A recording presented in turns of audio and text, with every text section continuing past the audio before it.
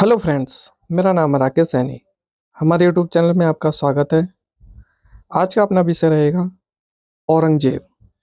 ये मुगल काल में अंतिम राजा है औरंगजेब, और एक कट्टर राजा है। वीडियो स्टार्ट करने से पहले आपसे निवेदन है, हमारी वीडियो को अपने दोस्तों में शेयर करें और हमारे चैनल को सब्सक्राइब अवश्य करें। देखो, औरंगजेब शासन करता है 1658 से लेकर 1707। इसका जो बचपन है नूरजहां के पास बीता है। यह एक धार्मिक प्रवृत्ति का व्यक्ति था।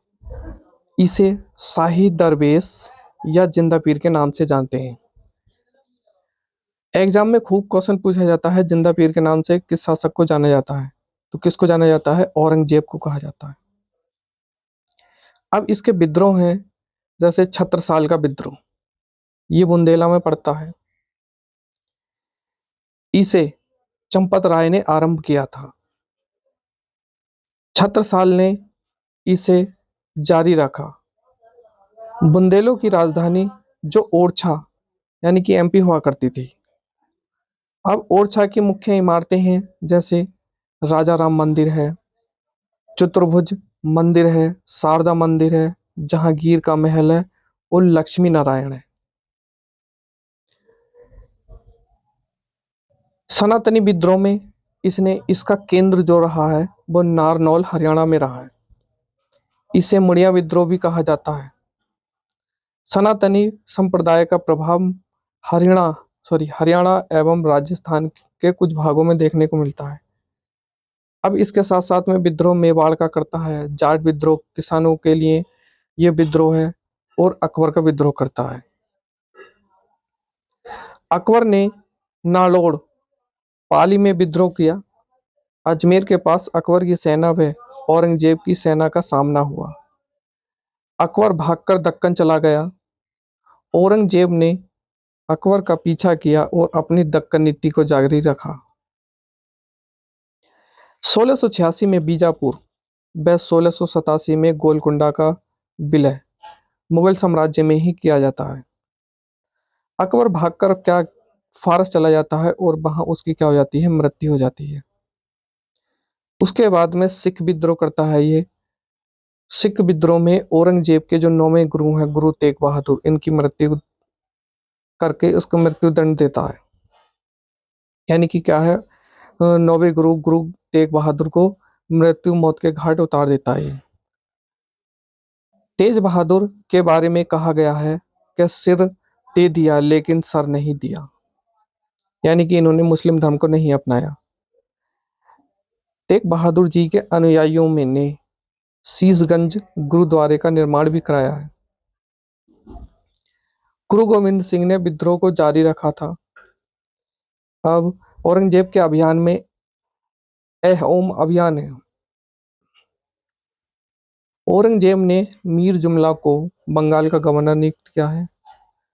मीर जुमला ने अहोम यानी कि असम के विद्रोह अभियान स्टार्ट करे हैं, और मीर जुमला ही लड़ते हुए इस अभियान में इसकी मृत्यु हो जाती है। मीर जुमला एक ईरानी व्यक्ति था। इसने आरंभ में गोलकुंडा यानी कि आंध्र प्रदेश में पड़ता है के शासकों को अपनी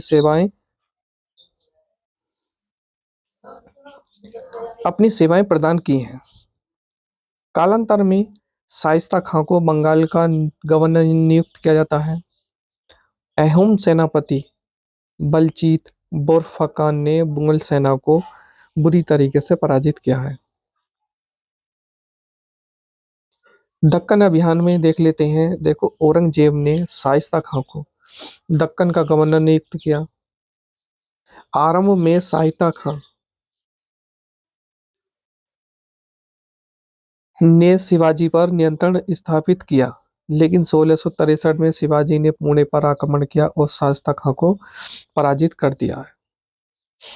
शाइस्ता यहाँ से क्या चली गई है? भाग कर चली गई है, और शिवाजी ने उनकी उंगलियां काट दी थी। औरंगजेब ने जयसिंह को दक्कन का गवर्नर नियुक्त किया। जयसिंह ने पुरंदर की संधि कर ली है जाकर। अब इसकी धार्मिक नीति में सुधार क्या है? इसने औरंगजेब ने जजिया कर को पुनः लागू किया। इसने सिक्कों पर कलमा खुदवाया। इसने ईरानी परंपराओं को बंद किया, जैसे तुलादान, झरोखा, नवरोज और ताकिया जैसी चीजों को बंद करा है। इसने तिलक प्रथा पर प्रतिबंध भी लगाया। इसने सती प्रथा पर भी प्रतिबंध लगाया। और इसने मोहसिब नामक अधिकारी की नियुक्ति की, जो मुसलमानों के धार्मिक एवं नीति आचरण की देखरेख करता था। इसने बहुत सारे मंदिर भी तोड़वाए। देखो, अब पूरे मुगल कालीन का स्थापत्य कला की शैली की बात करेंगे तो देखो, मुगल काल में इंडो इस्लामिक शैली का विकास होता है। अगर पूरे मुगल काल में देखा जाता है तो इंडो इस्लामिक शैली का विकास है। जैसे बाबर है, शुरू स्टार्टिंग से देखेंगे। देखो, बाबर ने पानीपत की ईंट की मस्जिद बनाई है। आराम बाग में, जो आगरा में है, आराम बाग बनवाया। बाबर को आरंभ में यहीं दफनाया और उसके बाद में उसको कालांतर रहते हुए उसके सबको काबुल भेज दिया गया। अब हुमायूं है तो देखो, हुमायूं ने दीन पनाह बनाया है, जो शेरमंडल पुस्तकालय का था। अकबर ने हुमायूं का मकबरा बनाया है, ये दिल्ली में है। इसका निर्माण हाजी बेगम ने कराया है।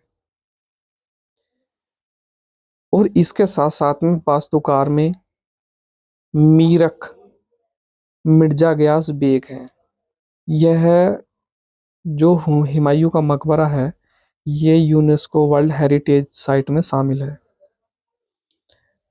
अब इसकी विशेषता है कि चार बाग शैली में से बना हुआ है, चार दीवारी हैं, असीमित स्थान है और दोहरा गुंबद बनाया है। यह दोहरा गुंबद मुगल कालीन का प्रथम, जिस पर दोहरे गुंबद का निर्माण कराया है, यह मस्जिद है। लाल बलुआ पत्थर का प्रयोग करा है इसमें और फारसी स्थापत्य कला का भी प्रभाव देखने को मिलता है। तो देखो, कल जो टॉपिक रहेगा मुगल काल से ही रहेगा, जो मुगल काल की अंतिम वीडियो रहेगी। तब तक के लिए धन्यवाद।